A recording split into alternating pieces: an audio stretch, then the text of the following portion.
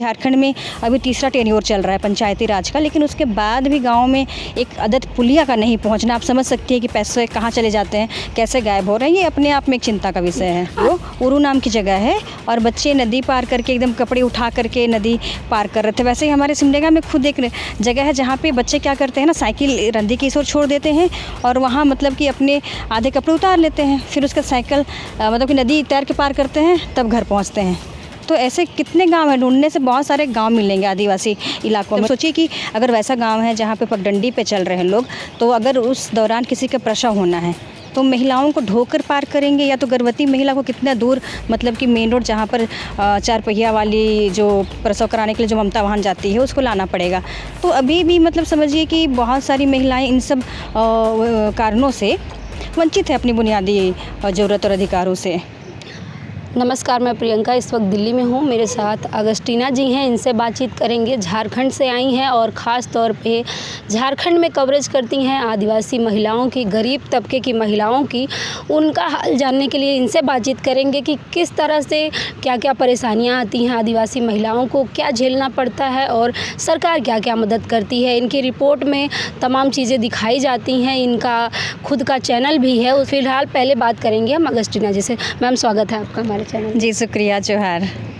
Ma'am, आप आदिवासी महिला हैं ख़ास तौर पे, उसके बाद आदिवासी कम्युनिटी के लिए आप काम करती हैं, तो कैसे देखती हैं इन सब परेशानियों को, क्या क्या दिक्कतें आती हैं? देखिए, दिक्कतें तो कई हैं, चूँकि आदिवासी समाज जो है उनका अपना विशेष कल्चर है, उनका स्वभाव जो है वो बहुत मुख्य धारा से तुरंत जुड़ने का भी नहीं है। जैसे कि आप कहीं भी देखेंगे कि उनके नाम से योजना बनी है, चाहे कुछ भी हुआ है, लेकिन उनकी पहुंच मतलब कि बहुत वैसा नहीं है कि मतलब कि तुरंत वो लोग आ सके। एक तो है कि उनका जुड़ाव जो है जंगल और ज़मीन के साथ रहता है, इसलिए जैसे खेती के समय में मान लिया जाए जुलाई से लेकर के सितंबर अक्टूबर तक एकदम आप उनको देखिएगा कि वो लोग अपने काम में लगे हुए हैं। तो इस तरह की वजह से मतलब अभी भी थोड़ा शिक्षा का जितना पहुंच होना चाहिए, क्योंकि 90% आदिवासी अभी भी गाँव में रह रहे हैं और उन तक शिक्षा, सड़क, स्वास्थ्य की जो सुविधाएं हैं उनकी पहुंच उतनी नहीं हो पाई है जितनी होने की मतलब की ज़रूरत थी। तो आपको क्या लगता है कि सरकार तो लेकिन लगातार कह रही है आदिवासियों के लिए, दलितों के लिए, SC ST कम्युनिटी के लिए काम किया जा रहा है?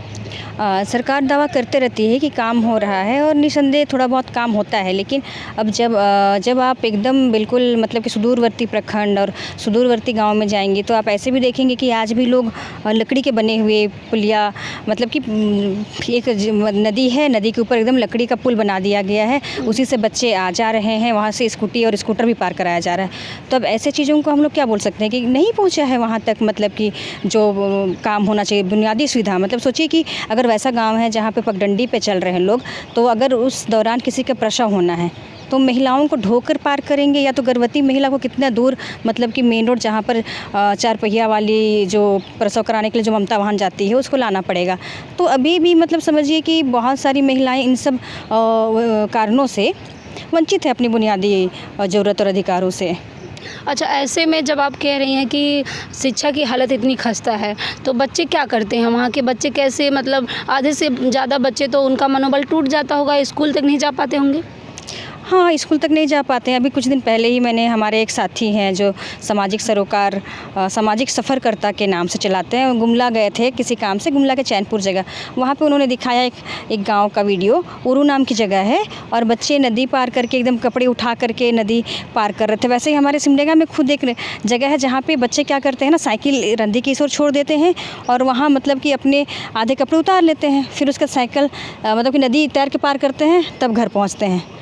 तो ऐसे कितने गांव हैं, ढूंढने से बहुत सारे गांव मिलेंगे आदिवासी इलाकों में, लेकिन वो चूँकि मैं बताई पहले ही कि एक तो मतलब उनमें इतनी अवेयरनेस नहीं है कि किस विभाग में जाएंगे, किस मंत्री को बोलेंगे, मुखिया या तो वार्ड को बताया है, जिला परिषद को, लेकिन वहाँ से काम नहीं हो पाया, तो फिर होता नहीं है। नहीं तो सोचिए कि झारखंड में अभी तीसरा टेन्योर चल रहा है पंचायती राज का, लेकिन उसके बाद भी गाँव में एक अदद पुलिया का नहीं पहुँचना। आप समझ सकती हैं कि पैसे कहाँ चले जाते हैं, कैसे गायब हो रहे हैं। ये अपने आप में एक चिंता का विषय है। आने वाले समय में अब झारखंड में चुनाव है, तो ऐसे में सरकार किसकी होगी, और दूसरी तरफ आदिवासियों की ज़रूरतें क्या क्या हैं और कितना सुना है वहाँ के नेताओं ने?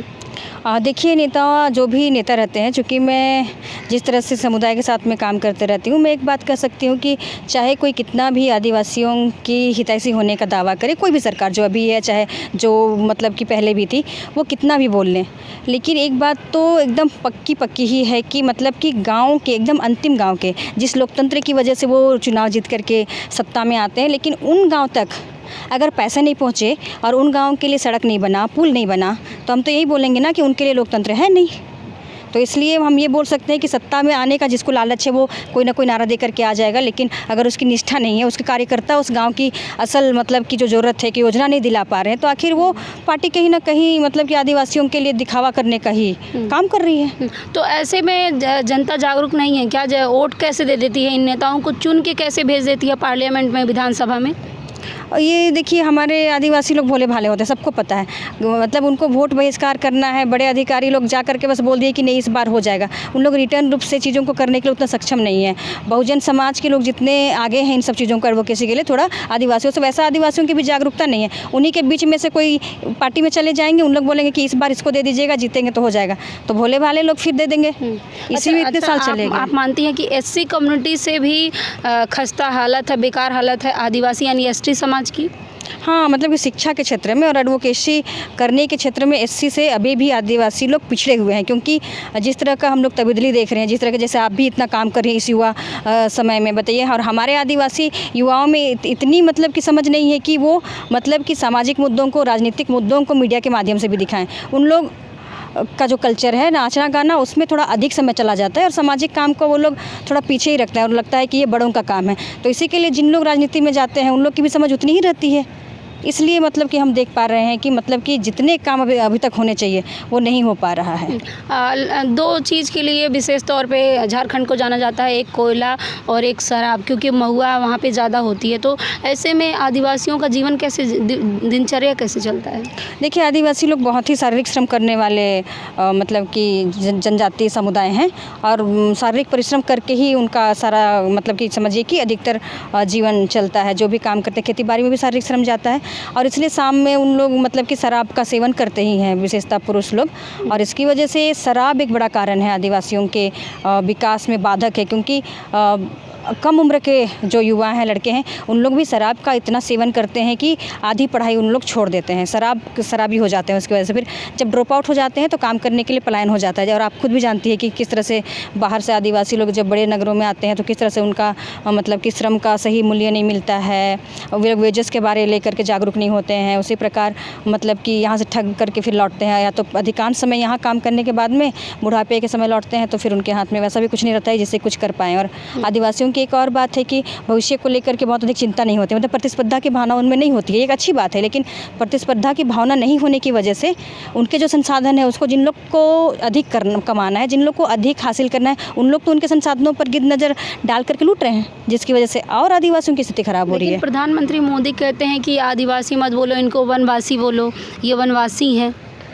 ये सब राजनीति करने का अपना अपना जरिया है, लेकिन जो कॉन्स्टिट्यूशनल जो ये है वो तो आदिवासी सबसे ही है, उनको उस तरह से ही संबोधित किया जा रहा है। लेकिन वो वनवासी कहने का एक तरह का समझिए कि वो राजनीतिक उनका अपना मतलब कि तुष्टीकरण की राजनीति है, जिसकी वजह से उन लोग अलग तरह से वोट इधर से उधर करने के लिए भी इस तरह की भाषाओं का मतलब कि प्रयोग करते हैं। अच्छा, जिस तरह से जंगल का हनन हो रहा है, आप लोग रात दिन संरक्षण में लगे हैं, लेकिन जंगल का हनन हो रहा है, इसको कैसे देखती हैं आप?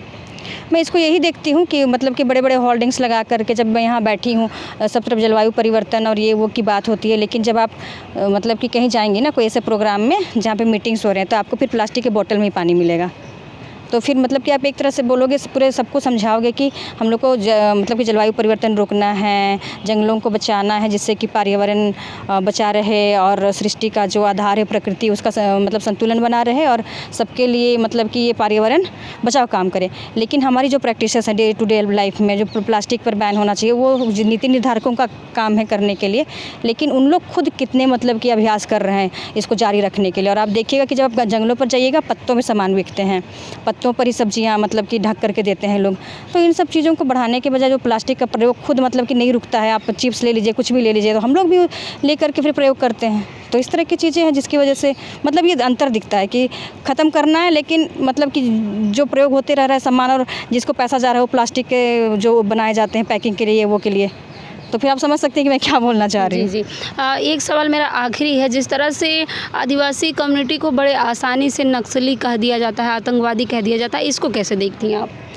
जैसे कि मैंने बताया कि संविधान को लेकर के, कानूनों को लेकर के और शिक्षा को लेकर के आदिवासी समुदाय भी पीछे है।